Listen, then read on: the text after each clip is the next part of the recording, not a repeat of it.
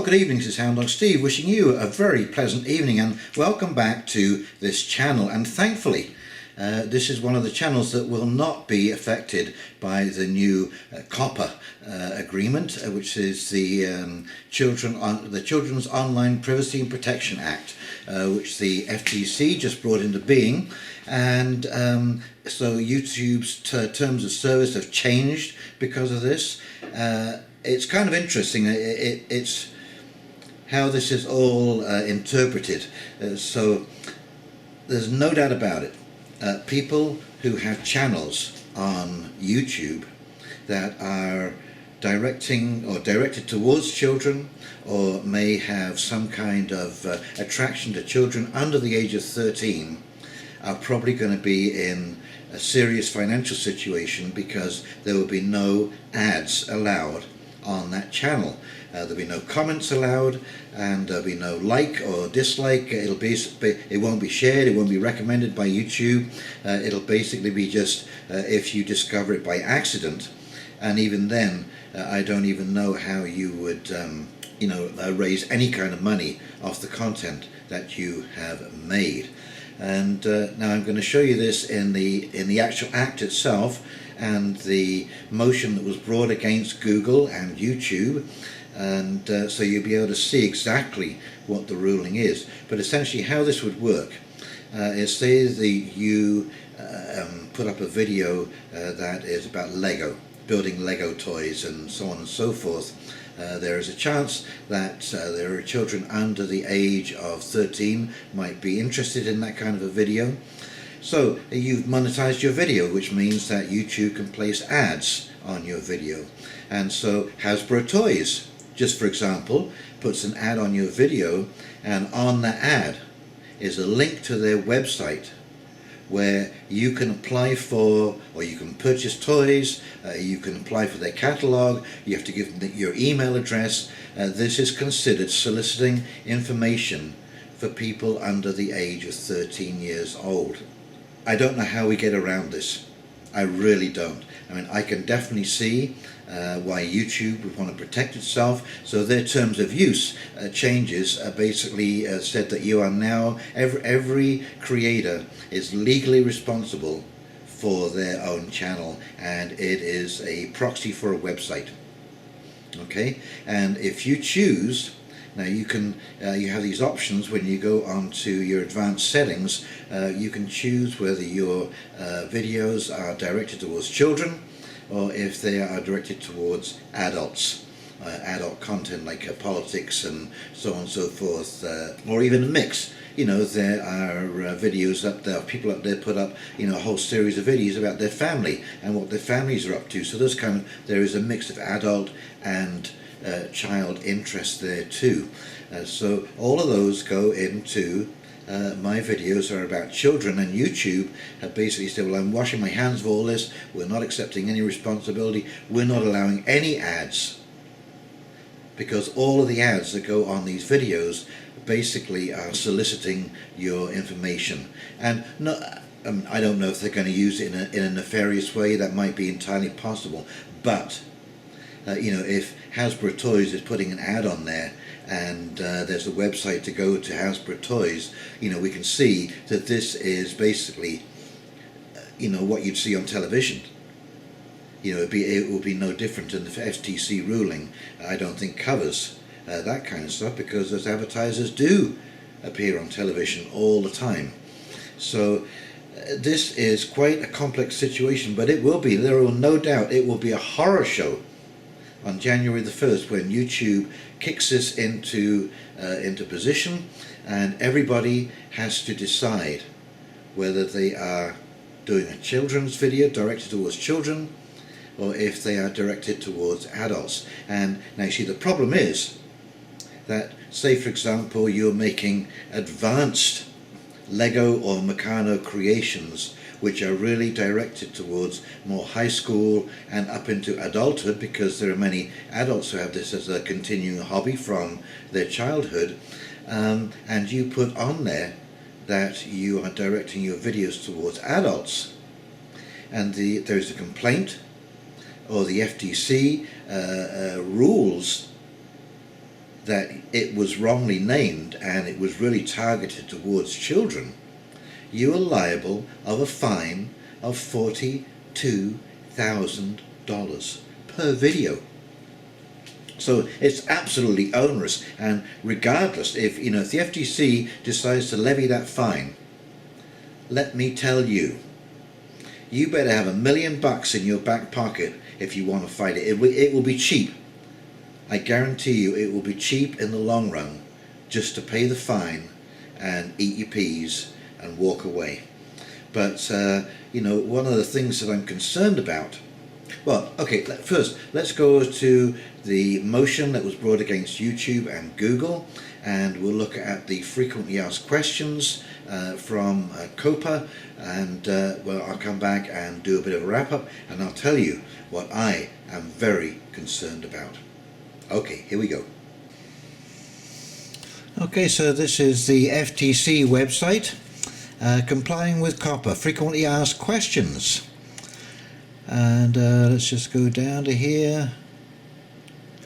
Okay, so the primary goal of COPPA is to place parents in control over what information is collected from their young children online. The rule was designed to protect children under age 13 while accounting for the dynamic nature of the internet. The rule applies to operators of commercial websites and online services, including mobile apps, directed to children under 13 that collect, use or disclose personal information from children, and operators of general audience websites or online services with actual knowledge that they are collecting, using or disclosing personal information from children under 13. The rule also applies to websites or online services that have actual knowledge that they are collecting personal information directly from users of another website or online service directed to children. Operators covered by the rule must post a clear and comprehensive online privacy policy describing their information practices for personal information collected online from children. 2. Provide direct notice to parents and obtain verifiable parental consent with limited exceptions before collecting personal information online from children. 3. Give parents the choice of consenting to the operator's collection and internal use of a child's information, but prohibiting the operator from disclosing that information to third parties, unless disclosure is integral to the site or service, in which case this must be made clear to parents. 4. Provide parents access to their child's personal information to review and or have the information deleted. 5. Give parents the opportunity to prevent further use or online collection of a child's personal information. 6. Maintain the confidentiality, security and integrity of information they collect from children, including by taking reasonable steps to release such information only to parties capable of maintaining its confidentiality and security. And 7. Retain personal information collected online from a child for only as long as is necessary to fulfill the purpose for which it was collected, and delete the information using reasonable measures to protect against its unauthorized access or use. So that is pretty comprehensive as to what you have to do if you are collecting information from children under the age of 13. So number 2, who is covered by COPPA? The rule applies to operators of commercial websites and online services, including mobile apps, directed to children under 13 that collect, use or disclose personal information from children. It also applies to operators of general audience websites or online services with actual knowledge that they are collecting, using or disclosing personal information from children under 13. The rule also applies to websites or online services that have actual knowledge that they are collecting personal information directly from users of another website or online service directed to children. And what is personal information? Of course, first and last name, home address, online contact information, screen user, telephone number, social security number, although I'm not sure quite how you had to have a social security number under the age of 13, persistent identifier, that's a tracker, photograph, video, geolocation, and information concerning the child. So, and I mean, this makes common sense. You shouldn't be collecting the personal information of a child, and if you do, you should be made to stick to these rules, that you can't just share that information willy-nilly, and you have some responsibility. I think this is a very important thing that we're missing right now online, okay, is the sharing of our information without our permission. Okay, so this is the motion that was brought against Google and YouTube. Here they are, Google and YouTube LLC. Plaintiffs, blah blah blah, jurisdiction and venue, blah blah blah, children's online privacy, blah blah blah. And of course it says the same thing here. Congress enacted COPPA in 1998 to protect the safety and privacy of children and unnecessary collection of children's personal information online by operators of the internet. So it's pretty clear, and it just means that they're not going to put any ads on your channel. It's going to be a shock. There is no doubt about it. It's going to be a shock. And this is the settlement. Google settles with FTC over YouTube COPPA violation. Twitch experiments with new sponsor model. But check this, Google's turn. Google will pay up to $200 million to the Federal Trade Commission to settle an investigation into whether YouTube violated children's privacy law by targeting ads to minors. The proposed settlement, which has been sent to the Justice Department for review, dwarfs the FTC's largest COPPA-related fine to date, $5.7 million levied against Musical.ly, now TikTok, in February. YouTube's fine comes just a month after the FTC settled a record $5 billion fine against Facebook. But in the cases, privacy activists believe FTC didn't go far enough. After all, $200 million is a drop in the bucket for YouTube. It sends a signal that you, in fact, can break a privacy law and get away largely scot-free, said Jeff Chester, who heads up the group behind the original COPPA complaint against YouTube. But there you go. $5 billion fine against Facebook. Now, of course, they didn't pay that, and it was obviously less than $5.7 million that they settled for, but still, that is a staggering fine. So, as you can see, it's quite an interesting piece of legislation, and what I am concerned about, because there are so many creators, I mean literally in the millions, there are 500,000 hours of content uploaded to YouTube every single day of the week. That is such an enormous amount of content. There are literally millions of people, content creators who are doing things about gaming, video games, about crafts, about Lego, model building, model railroads, train sets, racing cars, go-karts, kids making videos for other kids and making an income because they have appeal. So there are so many people who are going to be affected by this. The ones I'm concerned about are the adults and the families who have made this a way of life and have for the past 5 to 10 years been serious YouTube creators. This is their entire living, is suddenly going to drop by. Now, I heard this the other day, and a YouTube creator had switched his channel to directed towards kids, and his income dropped by 90%.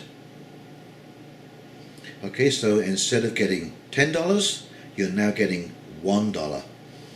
And and again, if you put on your channel a PayPal, you are collecting information through PayPal.